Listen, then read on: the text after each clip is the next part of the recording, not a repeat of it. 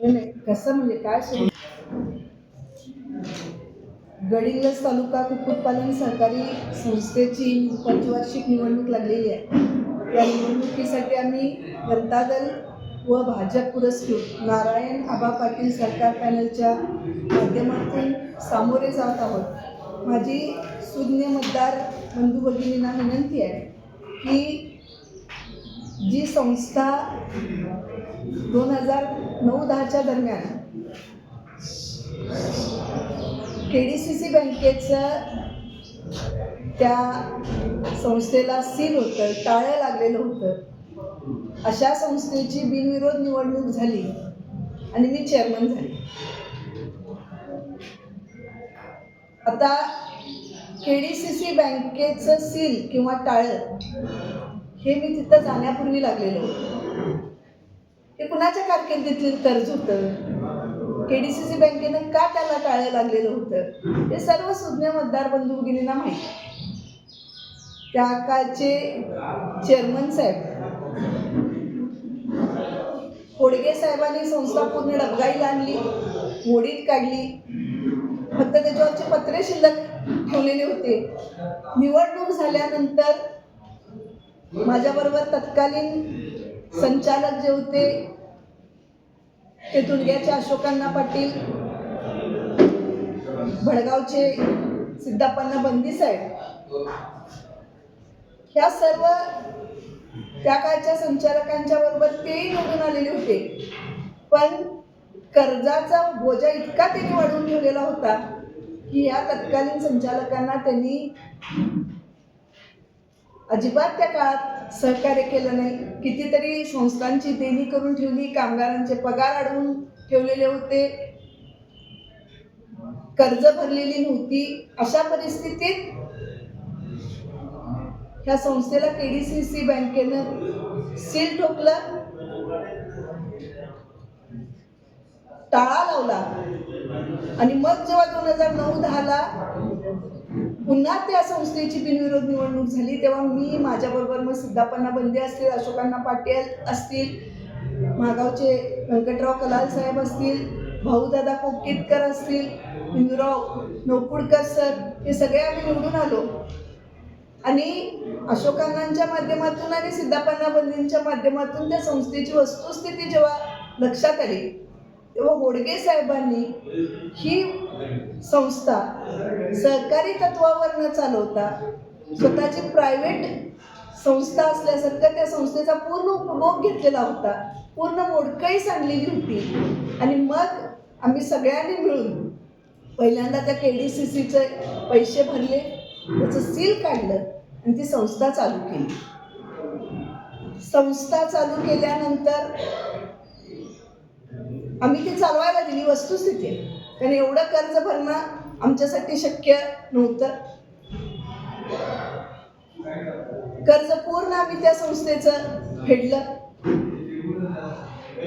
एवढ्या वर्षात आज संस्थेवर कुठल्याही 1 रुपयाचं कर्ज शिल्लक राहिलेलं नाही. NCDCचं कर्ज होतं, शासनाचं हे भाग भांडवल होतं, हे सगळं आज फेडलेलं आहे. आज त्या संस्थेवर ना सरकारी कुठलं देणं आहे ना कुठल्या बँकेचं देणं आहे, पूर्ण देणी फेडलेली आहे. माझ्यावर असा आरोप व्हायला लागलाय की 10 वर्षात याची सभा घेतली नाही, निवडणूक लागली नाही. 10 वर्षात तुम्ही कधी संस्थेची येऊन चौकशी केली? 10 वर्षात तुम्ही संस्था कशा पद्धतीनं चालू आहे कधी विचारलं? कधी तुम्ही संस्थेवर आला? संस्था जेव्हा कर्जात बुडालेली होती तेव्हा तुम्हाला त्या संस्थेशी काहीही देणं घेणं नव्हतं. आणि मात्र आता पूर्ण कर्ज फेडल्यानंतर आता संस्था जेव्हा चांगल्या पद्धतीनं सुरू आहे, 44,000 पक्षी असतील आहे, दिवसाला 14,000 अंड्यांचं उत्पादन व्हायला लागलेलं आहे. अशा वेळी आणि हे सगळं करत असताना, कर्ज फेडत असताना, देणी देत असताना, कामगारांची देणी देत असताना मला सांगायला अतिशय अभिमान वाटतोय की आम्ही संस्थेची 1 गुंठा जमीन सुद्धा यासाठी विकलेली नाही. प्रॉपर्टी आहे तशी अबाधित ठेवून सगळी संस्था कर्जमुक्त केली. आणि ज्यांनी कर्जात घातली ते मात्र आज आरोप करायला पुढे आलेले आहेत. ताई, त्यांच्याकडून अजून एक आरोप होत आहे की सभासदांना आतापर्यंत काही लाभांश भेटला नाही. यावर तुमचं काय म्हणणं आहे? सभासदांना लाभांश दिलेला नाही त्याचं कारणच असं आहे की संस्था कर्जातच त्यांनी एवढी घातलेली होती, ती कर्ज फेडणं हे सगळ्यात महत्त्वाचं होतं. आम्ही आतापर्यंत त्यांची कर्ज फेडून सगळी संस्था नील केली आणि त्यामुळे आम्ही अंडी कोंबडी देऊ शकलेलो नाही. पण आता मात्र संस्थेची पूर्ण कर्ज नील झालेली आहेत. आता सभासदांना अंडी आणि कोंबडी द्यायला कुठलीच अडचण असणार नाही आहे. आम्ही सुद्धा सांगितलंय की एवढ्या वर्षात आम्ही सगळी देणी दिलेली आहेत. काही त्यांची अजून थकीत, काही व्यापाऱ्यांची देणी द्यायची आहेत, काही संस्थांची देणी द्यायची आहेत. पण हे सगळं करत असताना आम्हाला प्रामाणिकपणे ही देणी देऊन सभासदांना अंडी आणि कोंबड्या द्यायच्या आहेत. ताई, ज्यावेळी संस्था संकटात होती त्यावेळी हे जे पॅनल केलेले आहेत त्यांनी कोणी आपल्याला मदत केली होती काय? संस्था संकटात ज्यांनी घातली ते कशा मदत करतील? ते नामानिराळे राहिले. ज्यांनी संस्था खोडके साहेबांनी तोट्यात घातली त्याच्यानंतर ते फिरकले सुद्धा नव्हते. ते कधी फिरकले? जेव्हा पूर्ण कर्ज नील झाल्यानंतर ते संस्थेकडे फिरकले.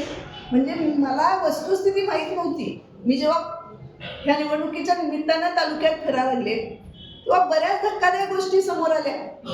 म्हणजे ह्या संस्थेला तत्कालीन चेअरमन खोडके साहेबांच्या काळात लॉटरीमध्ये एक इंडिका कार मिळालेली होती. ही इंडिका कार त्यांनी स्वतःची खाजगी गाडी असल्यासारखी वापरली आणि ती स्वतःचीच गाडी असल्यासारखी विकूनही टाकली. संस्थेशी काही संबंध त्या गाडीचा त्यांनी ठेवला नाही. आता याला काय म्हणायचं सांगा? 300 क्विंटल तांदूळ सरकारकडनं आलेलं होतं त्या काळात आणि हे 300 क्विंटल तांदूळ परस्पर विकलं गेलं. अंडी परस्पर विकली जात होती, कोंबड्या परस्पर विकल्या जात होत्या. हा तोटा झालाय कशामुळे? एका माणसानं ही संस्था स्वतःची प्रॉपर्टी असल्यासारखी वापरली, त्यामुळेच एवढी तोट्यात संस्था गेली, एवढी कर्ज त्या संस्थेवर झाली. हे सगळ्या त्या काळच्या जुन्या सभासदांना आणि त्यांच्याबरोबर काम केलेल्या लोकांना याची जाणीव आहे, कल्पना आहे. त्यामुळे हे सगळे जुने लोक सुद्धा, मला विश्वास आहे की होडगे साहेबांच्या कारभाराला वैतागलेले होते. मग ते तांदळाची विक्री असेल, अंड्यांची विक्री असेल किंवा जी लागलेली संस्थेला लॉटरी, संस्था ज्यांच्याकडनं खाते घेत होती त्यांनी लॉटरीमध्ये सगळ्याच संस्थांसाठी लॉटरी काढलेली होती. त्यात आपल्या कुक्कुटपालन संस्थेला गाडी लागली, ती स्वतःची असल्यासारखी वापरली आणि विकली. हे सगळं जुन्या सभासदांना माहीत आहे. त्यांचा मोंगळ कारभार सगळ्या जुन्या सभासदांना माहीत आहे. त्यामुळं जुने सभासद सुद्धा आम्ही चालवलेल्या चांगल्या कारभारावर त्यांचा विश्वास आहे आणि ते आमच्याबरोबरच आहेत हा मला ठाम विश्वास आहे. धन्यवाद.